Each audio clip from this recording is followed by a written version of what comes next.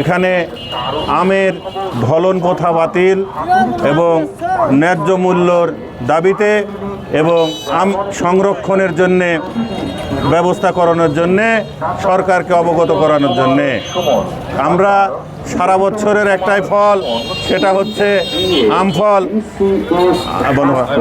আম ফল কৃষকেরা অতি কষ্ট করে আম তৈরি করে, কিন্তু তার ন্যায্য মূল্য পায় না।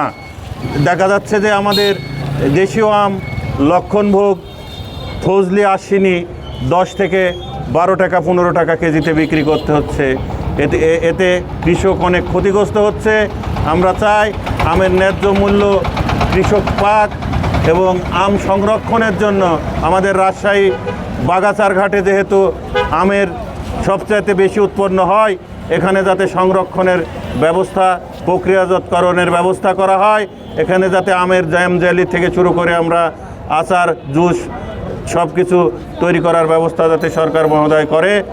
এবং আমাদের প্রাণের দাবি যে আমের যে ঢলন প্রথা, এই ঢলন প্রথা বাতিল করতে হবে এবং কৃষককে বাঁচাতে হবে। আমাদের রাজশাহীর আম হচ্ছে এক কৃষকের একটা অর্থকরী ফসল, কিন্তু এই অর্থকরী ফসল আর অর্থকরী নাই। আমের ন্যায্য মূল্যতা হারাচ্ছি এবং তার সাথে সাথে আমরা ঢলপ্রথা, যেটা আমরা 1 মণ আম 40-এ বুঝি, কিন্তু বাজারে এসে বিক্রি করতে হয় আমাদেরকে 54 থেকে 55 কেজিতে বা 52 বা 54 কেজিতে। আমরা এই ঢলপ্রথাটা বাতিলের জন্য আমরা কৃষক প্রতিনিধি হিসেবে এবং এখানে সব আম চাষিরা উপস্থিত আছেন। আজকে আমের বাজার চলছে আমাদের প্রতিদিনের মতোই। তো আমরা রাজশাহীতে দীর্ঘদিন, যেহেতু একটা আমটা আমাদের রাজশাহী অঞ্চলের কৃষকের একটা স্বপ্ন, এই স্বপ্নটা বাস্তবায়ন রাখতে হবে। তাছাড়া যেরকম এখন আম গাছ কেটে ফেলছে, আগামীতে আম গাছ থাকবে না। কারণ আমের ন্যায্য মূল্য এবং আমের ঢলপ্রথা যদি আমরা না বাতিল করতে পারি, তাহলে কৃষক এই ফসল করবেন না, অন্য ফসলে চলে যাবে। আর আমরা পৃথিবীর মধ্যে আম উৎপাদনে 7 নম্বরে, আমরা পৃথিবীর মধ্যে আম উৎপাদনে 7 নম্বর স্থানে আছি। তো আমরা 7 নম্বর স্থানে থেকে আমরা এই চাষটা আরও বৃদ্ধি করতে চাই। আর বৃদ্ধি করতে হলে আমের ঢলপ্রথার সঙ্গে সঙ্গে আমাদের আম প্রসেসিং সেন্টার, যেহেতু রাজশাহী নওগাঁ চাপায় আমের একটা সেন্টার, আমরা আম প্রসেসিং সেন্টার আমরা সরকারের কাছে আবেদন রাখি আমাদের জন্য একটা আম প্রসেসিং সেন্টার রাজশাহীতে হয় এবং আন্তর্জাতিকভাবে বিমানবন্দর জন্য রাজশাহীতে হয়। আমরা যেন আমগুলো আমরা কার্গো বিমানের মাধ্যমে আমগুলো রপ্তানি করতে পারি। এবং আমাদের কৃষকের জন্য আমরা শুধু আম খাই, কিন্তু বহির্বিশ্বে আমগুলো দিয়ে বিভিন্ন প্রসাধনী, বিভিন্ন প্রোডাক্টসে ফুড তৈরি হয়, যেমন আমের জুস, জেল, জ্যাম এগুলো তৈরি হয়। কিন্তু আমরা কি করি, আমরা শুধু আম বাজারে বিক্রি করি, কারণ আমরা জানি না আম থেকে কিভাবে জুস তৈরি করতে হয়, আম থেকে কিভাবে জ্যাম তৈরি করতে হয়, ড্রাই ফ্রুট করতে হয়।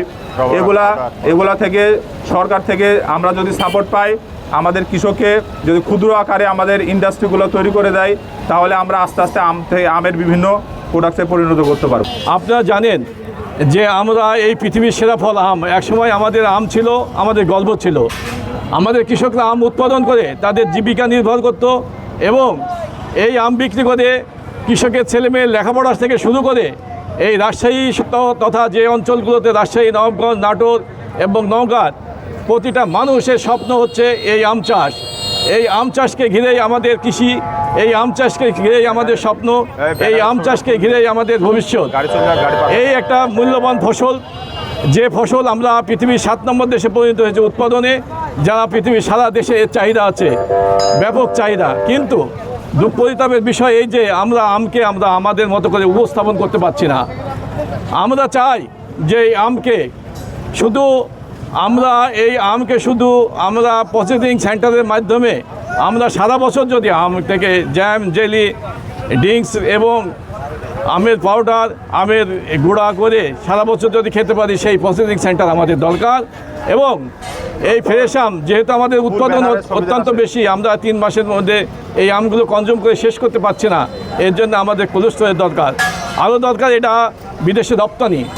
আপনারা জানেন যে আমাদের দেশ থেকে আম রপ্তানি ইতিমধ্যে শুরু হয়েছে, কিন্তু পরিতাপের বিষয় এই যে আমাদের আমগুলো ব্যাপক হারে রপ্তানি এখনো শুরু হয়নি।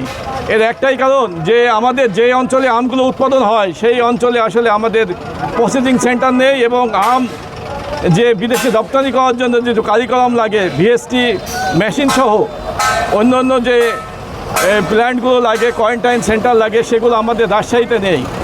যেহেতু রাজশাহী এই অঞ্চলে সবচেয়ে বাংলাদেশের বেশি আম উৎপাদন হয়, এই জন্য আমরা দাবি জানাচ্ছি যে আমাদের এখানে একটা ভিএসটি প্ল্যান্ট সহ আম প্রসেসিং সেন্টার সহ আমাদের রাজশাহী বিমানকে একটি আন্তর্জাতিক বিমান করে এখান থেকে কার্গো বিমানে করে পৃথিবীর সব দেশে আম রপ্তানি হবে, এই প্রত্যাশা আমরা রাখি।